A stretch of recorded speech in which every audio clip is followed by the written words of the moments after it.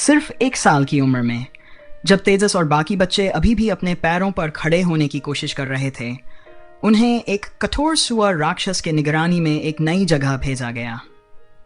यह जगह एक साधारण लकड़ी का घर था, जिसके फर्श पर घास बिछी हुई थी, जिससे बहुत कम गर्मी मिलती थी। इस 200 वर्ग मीटर के क्षेत्र में 200 बच्चों को ठूंस दिया गया था, जबकि भोजन केवल उन फंसीजे लोगों के लिए ही पर्याप्त था। बचे हुए बच्चों में से अधिकतर को बोलने में कठिनाई थी और वे रोजाना लड़खड़ाते हुए बोलते थे। यहाँ कोई शिक्षा नहीं थी, बस उन्हें पशुओं की तरह रखा जाता था। अचानक दरवाजा खुला और एक विशालकाय भेड़िया राक्षस अंदर आया। बाहर आओ, सभी को बाहर निकालो, भेड़िया दानव ने आदेश दिया और सुअर दानव ने तुरंत प्रतिक्रिया दी। उसकी चीख सुनकर बच्चे कांप उठे। जैसे ही वे दरवाजे से बाहर निकले, अधिकांश बच्चे एक साथ सिमट गए और सिकुड़ गए। बाहरी दुनिया उनके लिए और भी अधिक डरावनी लग रही थी।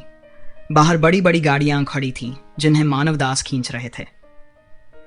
इन गाड़ियों के अंदर पिंजरे थे और गाड़ियों को खींचने वाले दासों की आंखें खोखली थीं, जैसे वे इस दृश्य के इतने आदी हो चुके थे कि अब उन्हें कोई फर्क नहीं पड़ता था।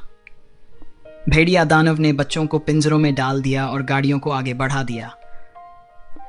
यह स्पष्ट था कि वे फिर से स्थानांतरित हो रहे थे, नए स्थान पर जाने के लिए।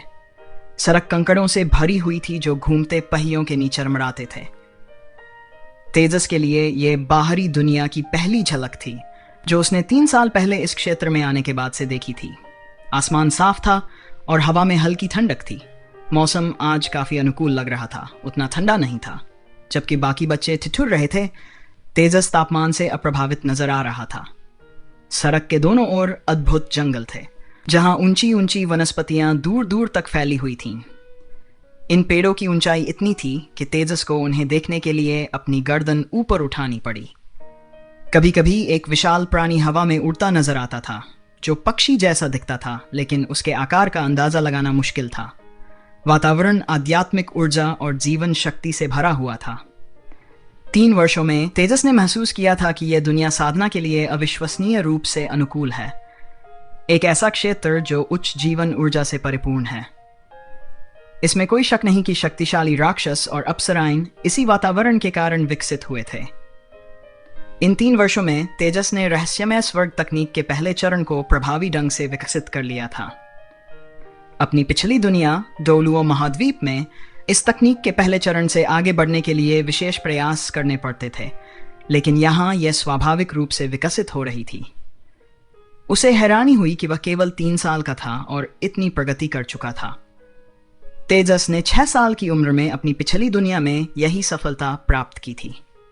यहाँ हालांकि आध्यात्मिक ऊर्जा का स्तर अलग था, फिर भी उसकी प्रगति के बावजूद वह अभी भी कमजोर था और उसे शक्तिशाली राक्षसों का ध्यान आकर्षित करने से सावधान रहना था। उसने महसूस किया कि सबसे साधारण भेड़िया दानव के पास भी कम से कम रहस्यमय स्वर्ग तकनीक के दूसरे चरण की साधना होती है। इस दुनिया में मनुष्य अज्ञानी और असहाय बने रहे। तेजस का मानना था कि अगर वह मानव दासता की इस स्थिति को बदलना चाहता है, तो सबसे महत्वपूर्ण पहलू इस अज्ञानता को मिटाना होगा। कुछ समय की यात्रा के बाद वे एक स्थान पर पहुंचे जो एक गांव जैसा लग रहा था।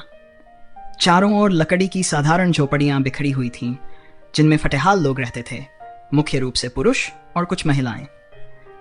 गांव में हजारों निवासी थे। गाड़ी रुकी और दरवाजे खुले। कुछ मानव महिलाएं भेड़िया राक्षस को प्रणाम करती हुई आगे बढ़ीं।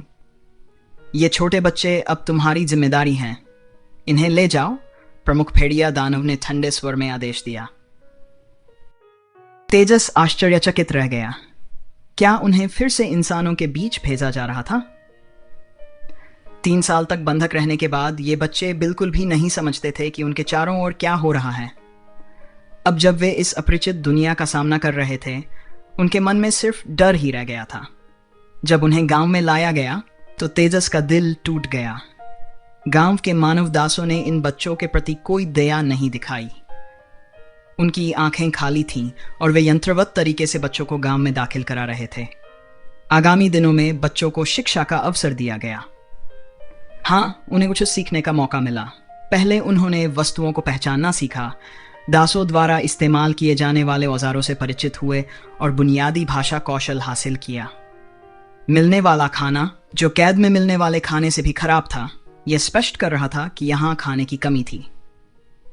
महिलाओं और बच्चों को बहुत कम खाना मिलता था, जबकि केवल ताकतवर पुरुषों को थोड़ी ज्यादा मात्रा में खाना मिल रहा था। गांव के अंदर उनकी आवाजाही की स्वतंत्रता थी। तेजस ने देखा कि पुरुष अक्सर काम के लिए बाहर जाते थे, गुलामी के काम के लिए। गांव में मौत रोजमर्रा की बात थी।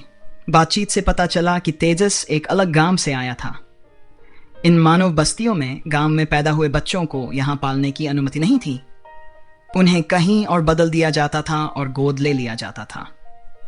तेजस ने आत्मनियंत्रण और संयम से काम लिया। वह चुपचाप गांव में रहता था और खुद को खेती के काम में समर्पित कर दिया था। 3 और साल बीत गए और वह 6 साल का हो गया।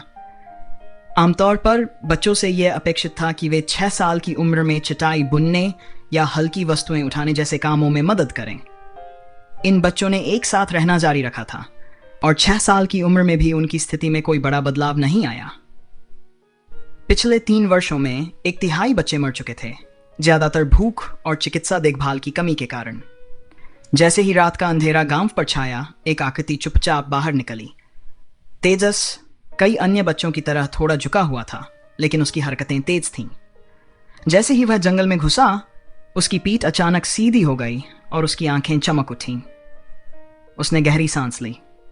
विंडवुल्फ टाउन की रातें बहुत ठंडी थीं। तापमान दिन रात में भारी गिरावट देखी जाती थी। फिर भी ठंडी हवा में भरपूर आध्यात्मिक ऊर्जा थी जो उसकी आत्मा को पुनर्जीवित कर रही थी। तेजस ने अपने हाथों को गले लगाने का इशारा किया और उसके चारों ओर एक हल्की सफेद रोशनी घूमने लगी। जमीन पर हल्की सी दस्तक के साथ वह और भी फुर्तीले अंदाज में आगे बढ़ने लगा। अपने पिछले जीवन के अनुभवों से प्रेरित होकर वह रहस्यमय स्वर्ग तकनीक में स्वाभाविक रूप से माहिर था। हालांकि इस नए शरीर को अपने विचारों के साथ तालमेल बिठाने के लिए उसे अभी भी प्रशिक्षण और अभ्यास की आवश्यकता थी। 5 साल की उम्र से तेजस रात के अंधेरे में चुपके से जंगल में निकल जाता था। जंगल में उसे घनी आध्यात्मिक ऊर्जा मिलती थी जो उसके अभ्यास को और भी प्रभावी बना रही थी। उसके फुर्तीले कदमों में घोस्ट शैडो परप्लेक्सिंग ट्रैक की छाया थी। ये उसकी पिछली जिंदगी की सबसे शक्तिशाली क्षमताओं में से एक थी।